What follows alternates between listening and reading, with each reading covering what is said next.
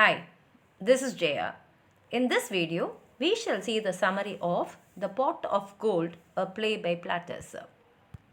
Titus Maccius Plautus is the biggest Roman comedy writer who lived between 254 and 184 BC. His most popular plays are Alleluia or The Pot of Gold and Manage Me. The prologue is spoken by a Lar, the household god. The household god explains that because the daughter of the house pays him so much respect, he has allowed her father to find a treasure buried long ago by his grandfather. In this way, he plans for the girl to have funds to marry the man she loves, and now she is pregnant with his child. But to achieve this, his intention is to first cause the young man's uncle to propose to the girl. Euclio, the master of the house, tells Stapelia, his housekeeper, to watch the house and let no one in while he goes to collect his share of a public distribution of money. Outside the house, next door, Eunomia is urging her brother Mecadorus to get married.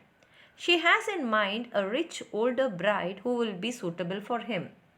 Mecadorus, however, says he would prefer the young girl next door who is poor. Now he sees Euclio coming. He speaks to Euclio and proposes to marry his daughter.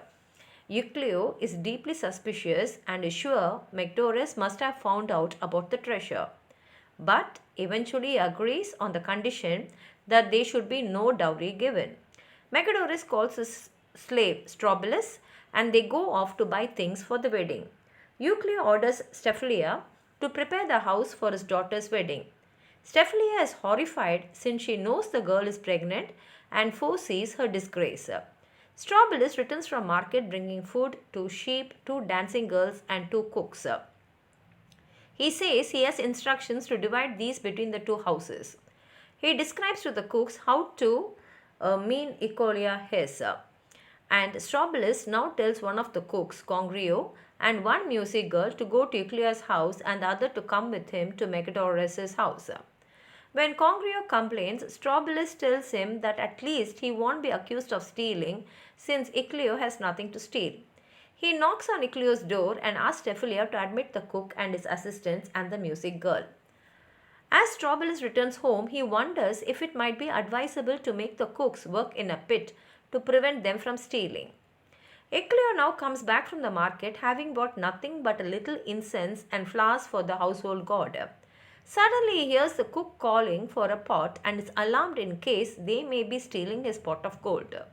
The other cook, Anthrax, wishing to borrow a pan, comes out of Mecdorus' house but is alarmed to hear shouting and noise from Euclio's and goes back inside hiding.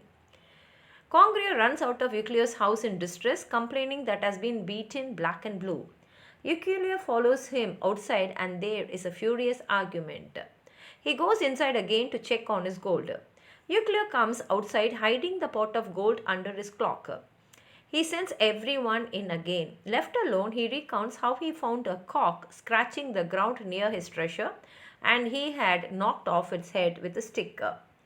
Mecdorus says his friends universally approve of the match. It seems to him to be a good idea for rich men to marry poor girls since wealthy brides always require lots of expenses. Euclio hears this speech with approval. But he chits Mecdorus for filling the house with thieves and complains that the lamp which was sent was too skinny.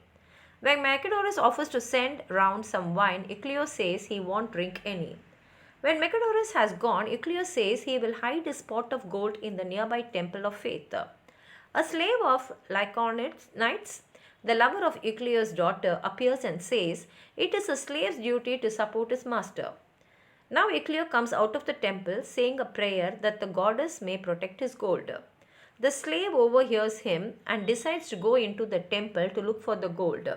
But suddenly Euclio, disturbed by an omen, rushes out, discovers the slave in the temple, drags him out and searches him but nothing found, so he orders the slave to go away. The slave hides again while Euclio goes into the temple to fetch the gold. When Euclio comes out, the slave overhears him saying that this time he is going to hide the gold in the grove of Silvanus outside the town. The slave runs off to get there before Euclio.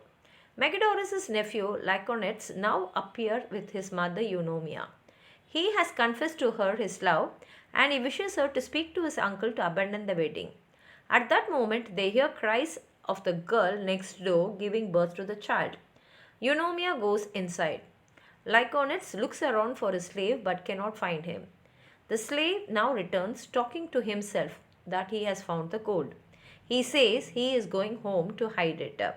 Immediately afterwards, Euclio comes rushing up in a frenzy, for he has found the pot missing. Lyconetes now comes outside and thinks that the reason for Euclio's distress is that he has found out about the baby. Now he is at a loss about what to do. Lyconetes tells Euclio that he has a confession to make. At first, Euclio mistakes him to mean that he has stolen the gold. But eventually, Lyconetes sets him right. He says Megidorus no longer wishes to marry the daughter, but he himself wishes to do so, having got her pregnant.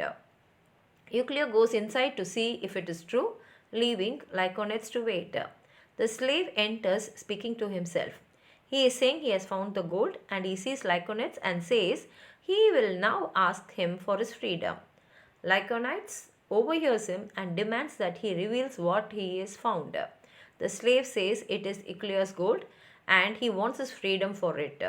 But Lyconetes says he must give it up and return it to Euclio. Euclio eventually recovers his pot of gold and gives it to Lyconetes and Phaedria, who marry in a happy ending, and here ends the play.